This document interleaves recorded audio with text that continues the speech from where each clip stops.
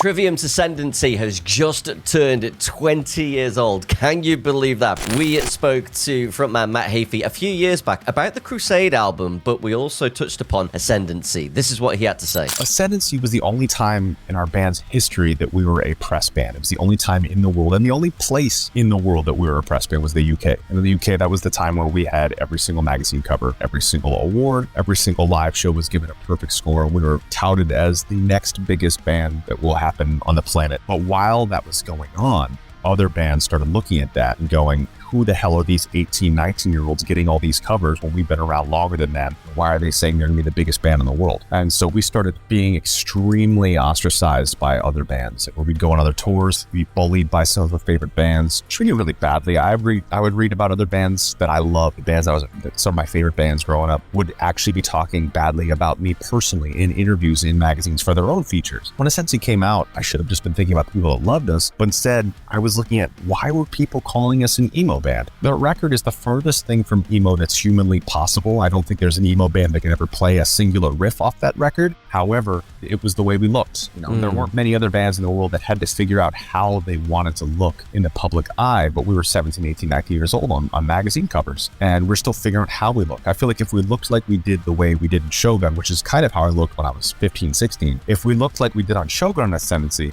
I don't feel like any of the elitist metal people would have been against it. They would have been into it probably right away. Of course, Trivium are celebrating this with the Poisoned Ascendancy tour with Bullet for My Valentine. The UK portion of that tour's already happened, but it's going to be starting in North America at the end of March.